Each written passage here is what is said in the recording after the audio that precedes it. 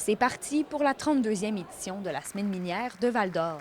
Pour l'occasion, des acteurs du domaine minier iront à la rencontre de la population pour présenter l'innovation et le développement du secteur. La Semaine minière, c'est une occasion de mieux connaître, de démystifier l'industrie minière. Pour la directrice générale de Meglab, Kim Valade, qui a été nommée présidente d'honneur, c'est aussi le moment d'exposer la force de la collaboration entre les différentes entreprises d'exploitation minière. Cette année, c'est super intéressant parce que la thématique, c'est « Ensemble, innovons pour le futur ».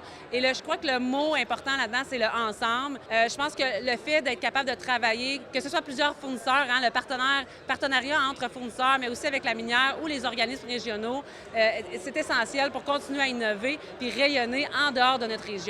L'industrie a grandement évolué au cours des dernières années. C'est pourquoi, selon Christine Duchesneau, qui est à la tête de l'Institut national des mines, il est important de faire valoir l'éventail des métiers du domaine minier. Je prône beaucoup la formation minière, alors on travaille vraiment à l'actualisation de la formation minière. Il faut parler, il faut attirer les jeunes vers le secteur minier. Nous avons fait une étude auprès des conseillères et conseillers en orientation au Québec afin de savoir quelles sont leurs perceptions du secteur minier. On sait très bien que dans les régions minières, comme en Abitibi-Témiscamingue, sur la Côte-Nord, nord du Québec, ça va.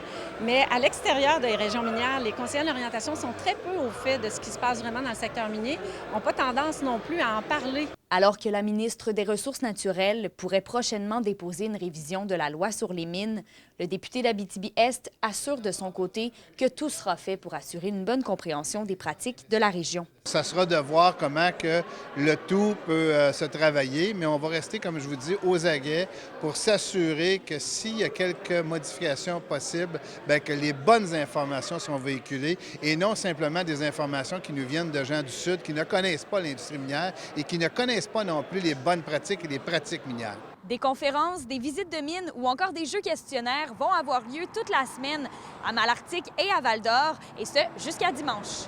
Kémilia La Liberté, RNC Nouvelles, à Val-d'Or.